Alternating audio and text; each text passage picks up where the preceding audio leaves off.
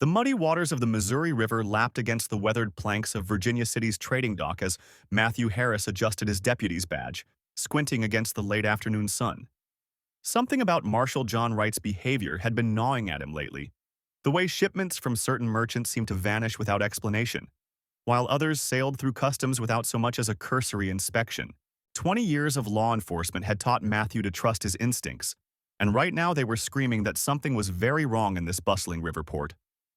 A Chinese merchant named David Young approached the dock, his silk robes incongruous among the rough-hewn traders and rivermen. Matthew had come to know David well over the past year, impressed by the man's quiet dignity and shrewd business sense. Today, though, David's usual calm demeanor was replaced with barely concealed agitation as he clutched a leather portfolio to his chest. "Deputy Harris," David said in a low voice, glancing furtively over his shoulder, "I must speak with you privately. It concerns certain irregularities in the marshal's office." Matthew's pulse quickened. Finally, someone else had noticed. He led David to a secluded spot behind a stack of cotton bales, where the merchant produced a meticulously detailed ledger showing discrepancies between declared cargo values and actual duties collected. Rebecca Lewis, the banker's wife, watched their furtive meeting from the upper window of the River Queen Hotel with growing interest. She had her own suspicions about Marshal Wright after overhearing a heated argument between him and her husband regarding special arrangements for certain shipping manifests. Michael Lewis had refused to elaborate, but Rebecca's social position gave her access to whispered conversations among Virginia City's elite. Grace King, a freed slave who ran a boarding house near the docks, had also been gathering evidence of her own. She noticed how the marshal's men harassed certain business owners while turning a blind eye to others, particularly those who regularly entertained Wright in their back rooms with bottles of expensive whiskey. Her establishment's strategic location made it an ideal observation post for the comings and goings along the riverfront. The pieces were starting to come together, but Matthew knew they'd need more than circumstantial evidence to expose the corruption. He'd seen how Wright dealt with threats to his authority. The mysterious disappearance of Andrew Wright, no relation. A former deputy who'd asked too many questions still haunted the department. Matthew would have to move carefully, building an airtight case before confronting his superior. Victoria Harris, Matthew's wife, sensed her husband's growing preoccupation with work. Over dinner that evening, she noticed the dark circles under his eyes and the way he pushed his food around the plate instead of eating. "The truth has a way of coming to light," she said softly, covering his hand with hers, "but it needs honest men to help it along." Matthew squeezed her hand, grateful for her unwavering support. Hannah Young, David's daughter, had been secretly documenting the marshal's activities through her skill with a camera. Under the guise of practicing her photography, she'd captured images of late-night meetings between Wright and various riverboat captains. The photographs, while not conclusive proof of wrongdoing, helped establish patterns that couldn't be dismissed as coincidence. Abigail Wright, the marshal's wife, struggled with her own crisis of conscience. She'd benefited from her husband's suddenly improved finances, but the weight of guilt had become unbearable. One evening, she left an anonymous note at Matthew's door, hinting at ledgers hidden in her husband's study that would reveal the full scope of his corruption. The web of deception began to unravel when a riverboat captain named John King arrived with a cargo of European luxuries. Unlike his predecessors, King refused to participate in Wright's scheme. His principled stand would soon force everyone involved to choose sides in the coming conflict that threatened to tear Virginia City apart. Matthew knew the investigation was reaching a critical point. He'd quietly assembled a network of allies: David Young's business contacts, Rebecca Lewis's social connections, Grace King's observations, and Hannah Young's photographs. But Wright's influence ran deep, and the deputy understood that one wrong move could not only destroy their case, but endanger everyone involved. As Matthew stood on his front porch that night, watching the river's dark waters flow past the sleeping town, he reflected on how corruption, like the current, could appear deceptively smooth on the surface while concealing treacherous depths below. The time was coming when he'd have to decide whether to risk everything in pursuit of justice or allow the river of corruption to continue its relentless flow. The next morning, Matthew rode along the muddy riverbank toward David Young's trading post, his mind churning with possibilities. The early fog clung to the water like a shroud, obscuring the far shore where Wright's men often conducted their shadowy business under cover of darkness. He'd learned from Grace that several suspicious shipments had arrived during the night, cargo that never appeared in Virginia City's official ledgers. David Young's weathered storefront came into view through the mist. The Chinese merchant had become one of Matthew's most valuable allies, his legitimate river trade business providing perfect cover for gathering intelligence about Wright's operation. As Matthew dismounted, he noticed Hannah Young adjusting her camera equipment on the second-floor balcony, perfectly positioned to document any unusual activity along the waterfront. Inside the trading post, Rebecca Lewis was already deep in conversation with David, her refined manner belying her steel resolve. As the banker's wife, she had access to financial records that were starting to paint a disturbing picture of Wright's web of corruption. She nodded meaningfully to Matthew as he entered, indicating she had discovered something significant. "The numbers don't add up," Rebecca explained in hushed tones once they were alone in David's office. "Wright's deputies are claiming expenses for guarding shipments that don't exist, and there's more. Large deposits flowing through accounts connected to businesses that seem to operate only on paper." She spread several ledgers across the desk, their columns telling a damning tale of systematic graft. Matthew studied the documents, noting how Wright had carefully scattered his operations across multiple jurisdictions: Virginia City, Santa Fe, even as far as Laredo. The corruption had metastasized far beyond what he'd initially suspected. He shared his own findings about missing evidence and tampered witness statements, watching David and Rebecca's faces grow grave as the full scope of their adversary's power became clear. A commotion from the street drew them to the window. Victoria Wright, the marshal's wife, was making her way toward the trading post, accompanied by two deputies Matthew didn't recognize. Hannah's camera clicked rapidly from above, capturing their approach. Matthew quickly gathered the ledgers while Rebecca composed herself, preparing to play her public role as a simple society woman making innocent purchases. David smoothly transitioned into his merchant persona as Victoria entered, but Matthew caught the subtle tension in his stance. They all knew that Wright's wife served as his eyes and ears throughout Virginia City, her social calls doubling as intelligence-gathering missions. Today's visit was no coincidence. Wright was clearly growing suspicious of their coalition. As Victoria examined bolts of silk with exaggerated interest, her deputies casually circled the store's perimeter. Matthew noticed how they positioned themselves near the office door and back entrance. The message was clear. Wright was done playing games. He was sending a warning to anyone who might be gathering evidence against him. Rebecca masterfully drew Victoria into a discussion of an upcoming social event, her practice charm creating space for Matthew to slip away unnoticed. He made his way to the river dock behind the trading post, where Grace King was waiting with her small riverboat. As the sister of the former marshal who'd refused Wright's corruption, she had intimate knowledge of how deep the rot went. "Andrew sent word from Amarillo," Grace whispered as Matthew approached. "Wright's influence extends all the way to the territorial governor's office. We'll need ironclad proof to overcome that kind of protection." She handed Matthew a sealed envelope containing dispatches from their growing network of allies in other river towns. The fog was finally lifting as Matthew rode back toward his office, the morning sun revealing Virginia City stirring to life. Market wagons creaked along the muddy streets, while riverboat whistles echoed across the water. To most citizens, it was just another day of commerce and activity. But Matthew knew that beneath this peaceful surface, battle lines were being drawn. He had until sundown to decide his next move.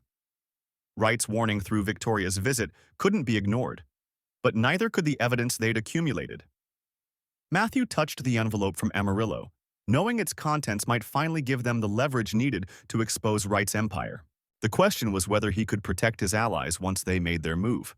The stagecoach rattled violently as it navigated the treacherous path along the winding river, sending Victoria Wright stumbling against the dusty window. Beside her, Grace Harris clutched her medical bag tighter, while across the cramped cabin, Matthew Young's weathered hands remained steady on his jade merchant's case.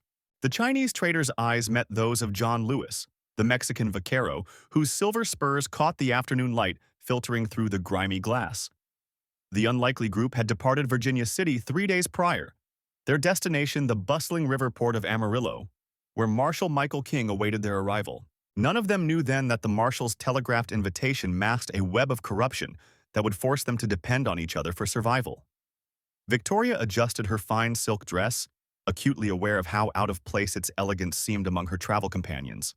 David Harris, the stage driver, called down from his perch, warning of Apache smoke signals on the horizon. His brother Andrew, riding shotgun, chambered a round in his Winchester. The passengers exchanged uneasy glances, their social barriers momentarily forgotten as they processed the gravity of their situation. Matthew Young quietly withdrew a small revolver from his case, earning surprised looks from the others. "My father taught me to shoot in Canton," he explained simply, checking the cylinder with practiced ease. "Before the river trading houses drove us west." John Lewis nodded in approval, while Grace Harris pulled her own derringer from her medical bag. Victoria felt painfully unprepared, her only weapon the letter in her reticule that implicated Marshall King in a smuggling operation that had already claimed 3 lives. The first arrows struck as they rounded a bend in the canyon, thudding into the coach's wooden panels like angry hornets. Andrew Harris's rifle cracked in response, the sound echoing off the rock walls. Inside, the passengers pressed low, their shoulders touching as they huddled away from the windows. Victoria found herself crushed between Grace and Matthew, the social distance between banker's wife and working-class healer evaporating in the face of mortal danger. John Lewis spotted movement in the rocks above and fired his revolver through the window, shattering glass and pride in equal measure. "My apologies, Senora," he said to Victoria as she flinched from the noise. She managed a tight smile, remembering how she'd initially recoiled from sitting near him at the start of their journey. Now his steady presence felt reassuring rather than threatening. The attack intensified as more warriors joined the assault, their war cries carrying across the canyon. David Harris struggled to control the panicked horses while his brother's rifle spoke in measured retorts. Inside, Grace tended to Matthew's arm where an arrow had grazed him, her skilled hands moving efficiently despite the coach's violent motion. Victoria tore strips from her expensive petticoat to serve as bandages, earning a grateful nod from the physician. "We need to reach the river bend," John Lewis shouted above the chaos. "There's a trading post there, Rebecca King's place." Victoria's head snapped up at the name. Rebecca was the marshal's wife, and the letter Victoria carried contained evidence of her involvement in the smuggling ring. The choice between seeking shelter with a potential enemy and facing certain death in the open weighed heavily on her conscience. Matthew Young seemed to read her thoughts. "Sometimes the devil we know is safer than the one we don't," he said quietly in his accented English. "Besides, we outnumber them." Victoria nodded, realizing that their shared peril had forged a strange kind of trust between them. They were no longer just passengers thrown together by circumstance. They were survivors depending on each other's strengths. The trading post appeared ahead, a sturdy log structure commanding a bend in the river. Rebecca King stood in the doorway, rifle ready, as the battered stagecoach thundered into the yard. The Apache warriors held back, respecting the strategic position of the building. As David Harris brought the foam-flecked horses to a halt, Victoria exchanged meaningful looks with her fellow passengers. They had survived the immediate danger, but she suspected their real trial was just beginning. The next hours tested their newfound alliance as they fortified the trading post against both Apache attacks and the growing tension within. Rebecca King's calculating gaze followed Victoria's every move, while Grace tended to the wounded with John Lewis's assistance. Matthew Young's quiet observations and strategic mind proved invaluable as they organized their defense, his experience with river trading houses helping them identify potential weaknesses in the post's security. Night fell across the river valley, bringing with it an uneasy quiet. Victoria sat with her unlikely companions around Rebecca's table, the letter burning a hole in her reticule as they shared a simple meal. The banker's wife studied her bowl of beans, remembering countless elaborate dinner parties where she'd judged others by their table manners and social graces. Now, watching Matthew deftly handle chopsticks he'd produced from his case and John demonstrate the proper way to wrap tortillas, she felt a deep shame for her former prejudices. The sound of approaching horses drew them all to the windows, weapons ready. Andrew Harris's rifle gleamed in the moonlight as Marshal Michael King's voice called out from the darkness. Victoria's hand found Grace's arm, squeezing it in silent communication. The physician nodded, understanding the unspoken message. Their battle for survival was far from over, but at least now they faced it together. Their differences dissolved in the crucible of shared danger. Marshal King's arrival shattered the brief peace they'd found inside Rebecca's trading post. Through the window, Victoria counted 6 riders alongside him, their badges catching the moonlight, deputies she'd seen before in Virginia City. men who'd tipped their hats to her on the boardwalk. Now, knowing what that letter revealed about their corruption, those same badges seemed to mock everything they claimed to represent. Matthew moved silently to the back door, his merchant's footsteps betraying years of practice at going unnoticed. John positioned himself near the front windows, his vaquero's instincts reading the terrain like a familiar story. The rest of them spread out according to the plan they'd hastily formed over their meal, knowing this confrontation had been inevitable since Victoria had first discovered the damning evidence of King's collaboration with the raiders. "Mrs. Harris," King called out, his voice carrying the false warmth that had once charmed the town's social circles. "I believe you have something that belongs to the territory. I'm here to collect it, nothing more." The sound of boots on wooden steps made the floorboards creak. Grace's hand tightened on her medical bag, where they'd hidden the most incriminating documents. Rebecca moved to stand beside Victoria, the trader's weathered face set with determination. "You know what he did to my husband," she whispered. "David died trying to expose their arrangement with the raiders. We can't let that sacrifice be for nothing." Victoria nodded, thinking of her own husband Andrew, who'd vanished 3 months ago while investigating the same corruption. The pieces had only come together when she'd found his coded messages hidden in their library. Through the back window, Victoria spotted movement in the shadows. More of King's men, attempting to surround the building. John caught her eye and gestured toward the river, where their escape route lay waiting. But they needed time. "Marshal King," Victoria called out, her society voice steady despite her racing heart. "Surely this matter can wait until morning. We're all quite exhausted from the day's journey." King's laugh carried no humor. "I'm afraid not, ma'am. That letter you're carrying has caused enough trouble. Hand it over now, and we can all forget this unfortunate business." The sound of weapons being readied outside punctuated his words. Victoria glanced at Grace, who had already begun moving medical supplies into her bag. They might need them before the night was through. Matthew emerged from the shadows near the kitchen, holding up 3 fingers. More riders approaching from the east. They were running out of options. The moon disappeared behind gathering clouds, and John used the darkness to slip closer to Victoria. "The river's rising," he murmured. "If we're going to use the boat, it has to be soon." A shot rang out, shattering one of the front windows. Rebecca dropped to the floor, pulling Victoria with her as glass rained down around them. "Last chance," King called out.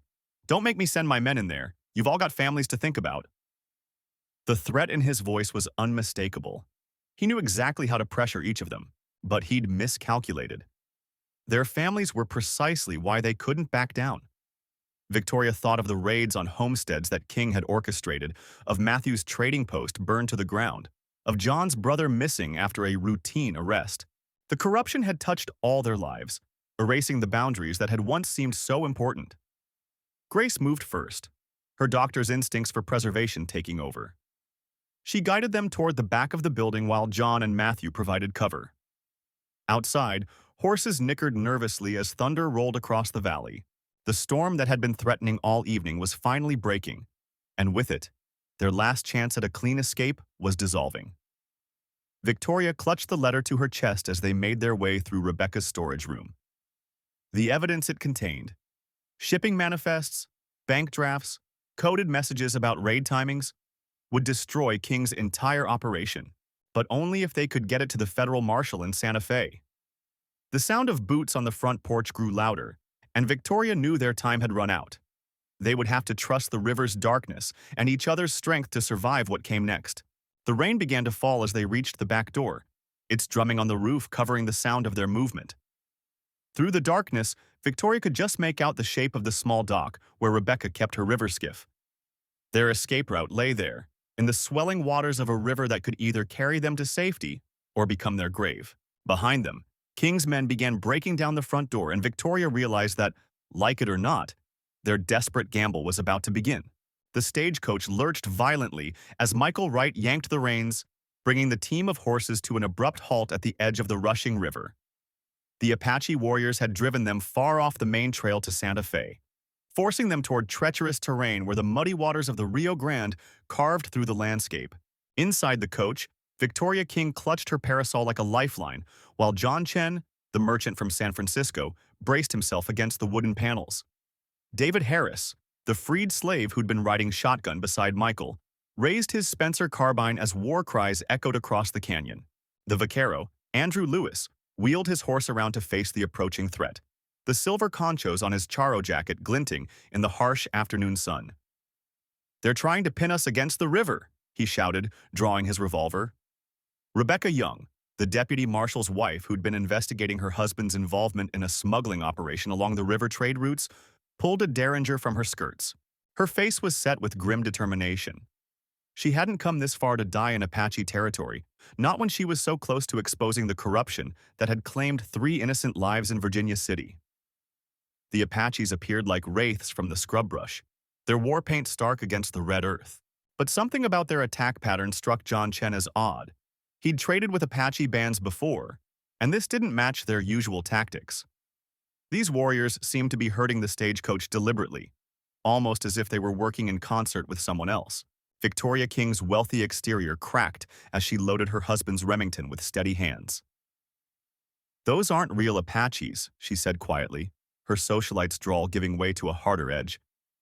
"The patterns on their war paint are wrong. I grew up on the frontier. My father was an Indian agent. These are white men playing dress-up." Her words carried the weight of dark understanding. David Harris had come to the same conclusion. During his years of slavery in Texas, he'd learned to read people's intentions in their movements, their patterns. These warriors were pushing them toward a specific spot downriver, where the trading posts operated by Rebecca's corrupt husband maintained their illegal operations. The pieces began falling into place. The stagecoach passengers exchanged knowing looks as Michael Wright guided the team along the riverbank.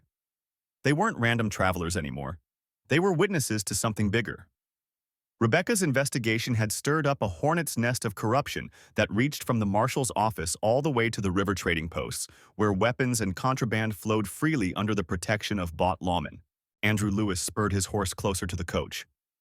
"There's a cliff outcropping ahead. Defensible position. But we need to decide if we're running from these false Apaches or turning to face the real enemy." His eyes met Rebecca's through the coach window. They both knew her husband's men would be waiting at the trading post, ready to ensure that evidence of their operation never reached Santa Fe. Victoria King stood up in the swaying coach, her fine dress covered in trail dust. "I say we fight.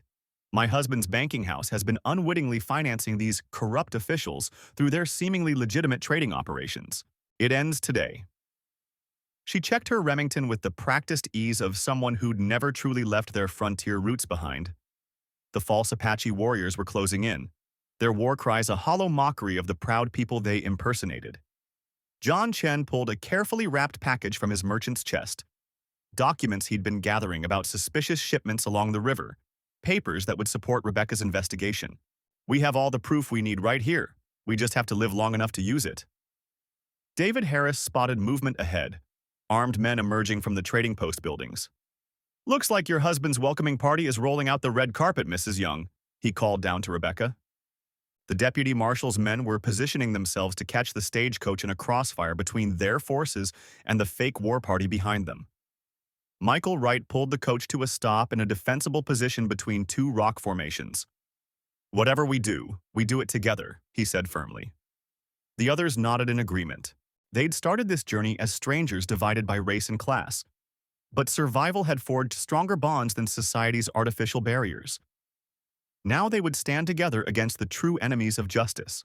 Rebecca Young clutched the evidence that would destroy her husband's criminal empire. These trading posts have been the lifeblood of corruption, shipping weapons to raiders, smuggling stolen goods, all under the protection of lawmen who were supposed to serve justice. Her voice was steel wrapped in silk. "It's time to cauterize the wound." The air crackled with tension as the stage's defenders prepared for battle. Andrew Lewis and David Harris took up positions on the high ground, their rifles covering both approaches. Victoria King and John Chen distributed spare ammunition, while Michael Wright and Rebecca Young planned their defense. The future of justice along the frontier hung in the balance, awaiting the outcome of this final confrontation. Thunder rolled across the canyon as the first shots were fired. The battle for truth and justice had begun, with unlikely allies standing shoulder to shoulder against those who would pervert the law for their own gain. The river trading posts would witness a reckoning unlike anything in their corrupt history. The first volley of gunfire echoed through the canyon walls as John Chen and Victoria King took cover behind overturned freight wagons. Lead slugs splintered wood mere inches from their heads, while David Harris's precise rifle fire kept the corrupt lawman pinned at the trading post's main building. The morning sun cast long shadows across the yard, transforming every barrel and crate into potential cover for friend or foe. Rebecca Young's medical training proved invaluable as she worked to stabilize a wounded Andrew Lewis, who had taken a bullet to his shoulder while providing covering fire. Her hands remained steady despite the chaos, years of treating patients under pressure serving her well. "Hold still," she whispered, tying off a bandage. "We need your aim more than ever." Michael Wright coordinated their defense with the strategic mind of a man who had survived countless battles. He signaled Victoria to work her way around the eastern flank, while John provided distraction with carefully placed shots. The corrupt sheriff's men were numerous, but their position was compromised by greed. They fought to protect ill-gotten gains while the defenders fought for justice. Through the smoke and gunfire, Victoria caught glimpses of familiar faces among their opponents. Deputies she had once trusted, lawmen who had chosen profit over honor. Her heart hardened with each recognition, strengthening her resolve. The trading post's ledgers, safely secured in John's saddlebags, would expose years of weapons trafficking and stolen property. The battle shifted as the corrupt lawmen attempted to flank their position, forcing the defenders to adapt. David Harris and Andrew Lewis coordinated their fire from elevated positions, their different backgrounds forgotten in the heat of combat. The former slave and the Boston-born banker worked in perfect synchronization, each shot precise and purposeful. John Chen's knowledge of the trading post's layout proved invaluable as he guided them through the maze of storage buildings. "There's a hidden approach through the loading dock," he explained between shots. "They used it for their illegal shipments. We can use it to outmaneuver them." His years of careful observation while being treated as an outsider now served to protect them all.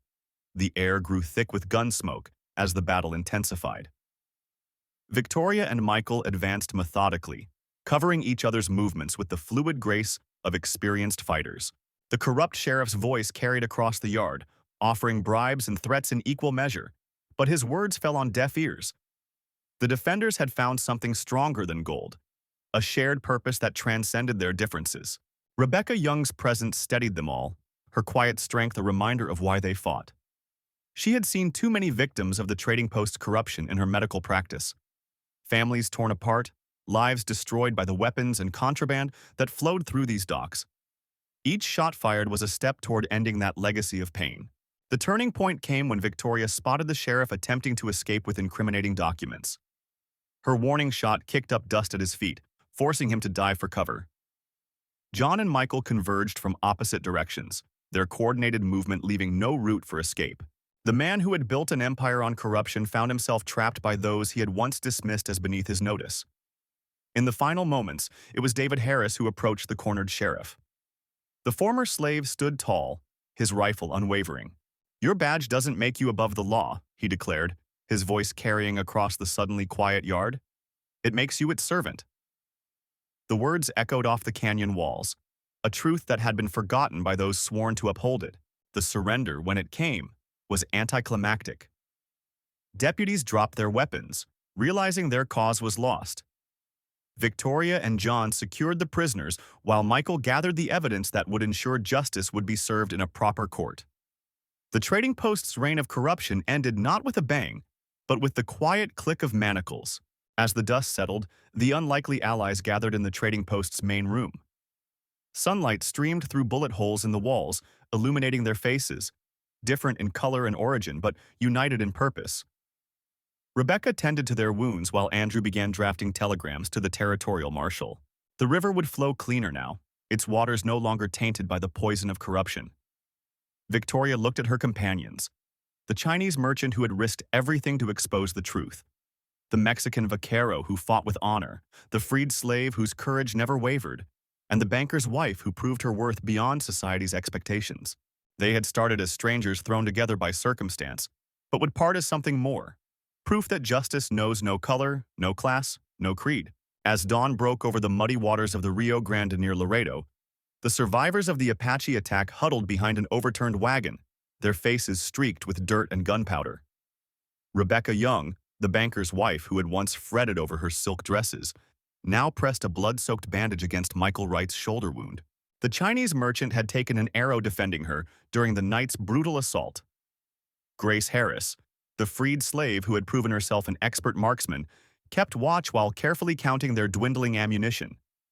Beside her, John Lewis, the Mexican vaquero, whispered prayers in Spanish as he cradled his prized Winchester. The unlikely band of survivors had fought through the darkness, their differences forgotten in the desperate struggle to stay alive. The morning light revealed the true extent of their ordeal. The stagecoach lay in splintered ruins. 3 dead Apache warriors sprawled nearby, testament to Grace's deadly aim. But the victory had come at a terrible cost. Their driver, Matthew King, lay dead, and young David Harris, the sheriff's deputy who had been escorting them, was gravely wounded. "The Apache will return," John said grimly, scanning the rocky ridgeline. "They know we're trapped between the cliffs and the river." Rebecca nodded, her aristocratic bearing transformed by determination. "Then we make our stand here. Together." She had discovered an inner strength she never knew existed, born in the crucible of survival. Michael Wright winced as he checked his jade-inlaid pistol, a family heirloom that had proven invaluable during the night. "There's something else you should know," he said quietly. "Deputy Harris wasn't escorting us to protect us. He was running from the law himself." The others turned to stare at the wounded young lawman. David Harris struggled to sit up, his face pale. "The sheriff in Virginia City. He's been taking bribes from the river traders, running an extortion scheme. I found proof, but he caught me before I could expose him. Sent men to silence me." He coughed weakly. "That's why I fled south? The Apache attack wasn't random. They were hired to stop me from reaching Santa Fe." Grace's eyes narrowed as she processed this revelation. "Those weren't traditional Apache warriors. Their tactics were wrong, their clothing too new." John nodded in agreement. "Mercenaries, dressed as Apache to hide their true purpose. But why kill everyone just to stop one deputy?" Rebecca pulled a leather document case from her skirts. "Because I'm carrying evidence too. Banking records showing the sheriff's corruption.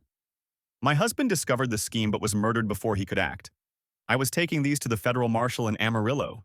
She smiled grimly. "They thought a wealthy widow would be an easy target." Michael reloaded his pistol with practiced efficiency. "So we're not just fighting for our lives. We're fighting for justice." He shared a meaningful look with Grace, who had known too well the sting of injustice in her own life. "Together, we can expose this corruption.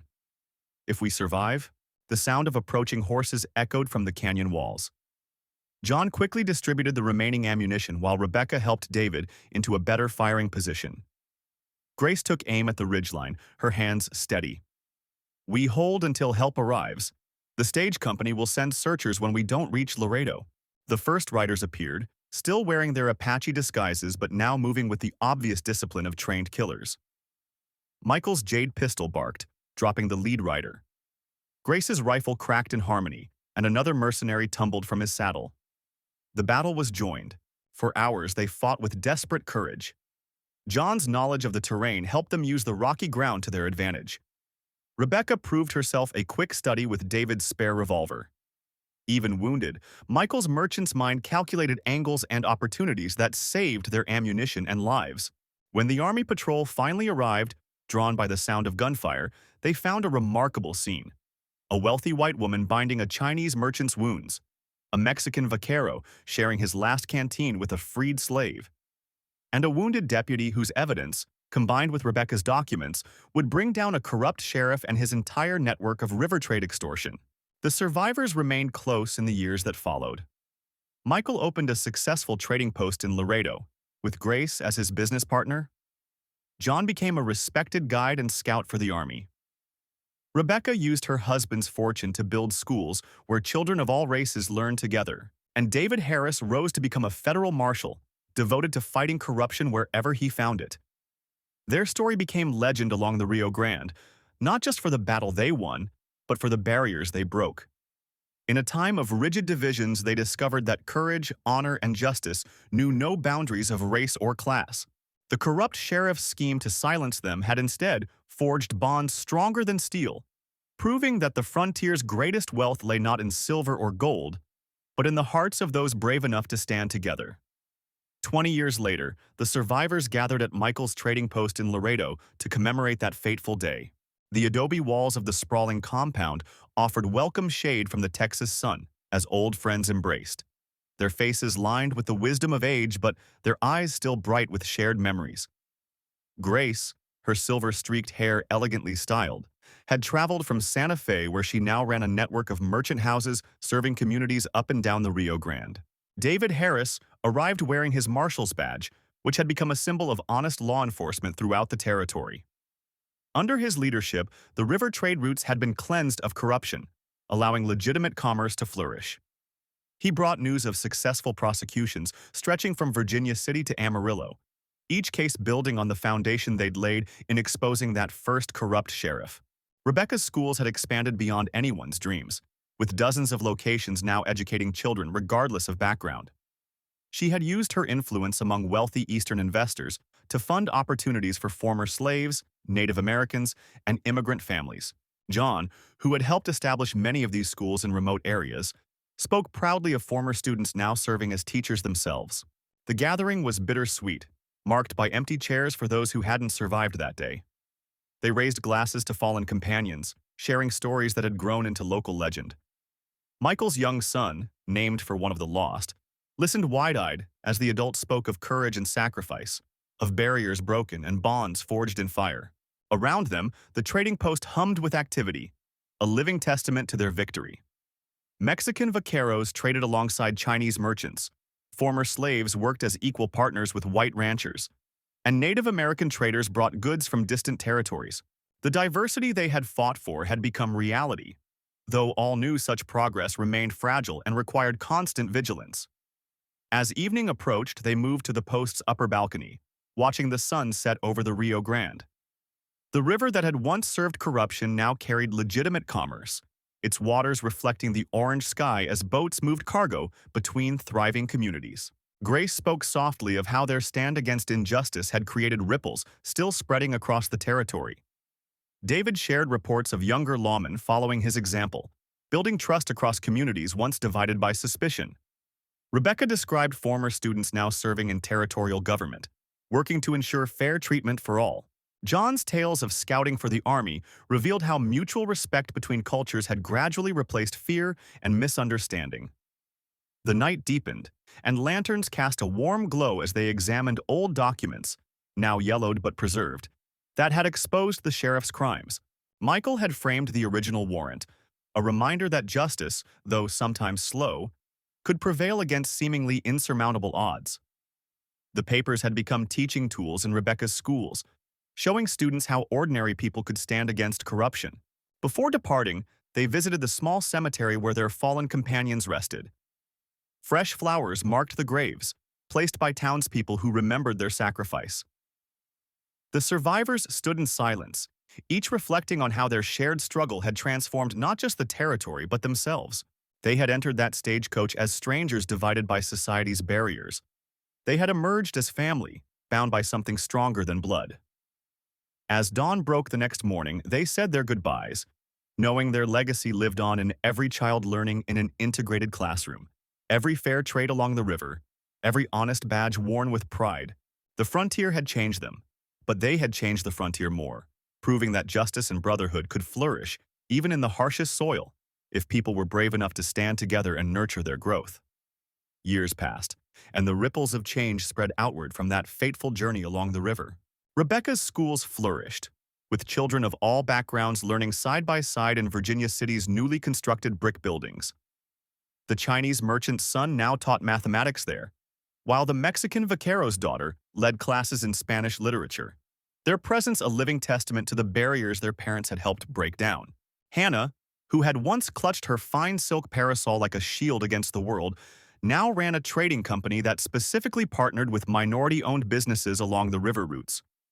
Her offices in Santa Fe became a hub where merchants of all backgrounds could find fair deals and honest partnerships. The prejudices that had once narrowed her world had dissolved like morning mist under the harsh sun of experience. Victoria's writings about their ordeal became more than just newspaper articles. They grew into a series of books that traveled far beyond the territory,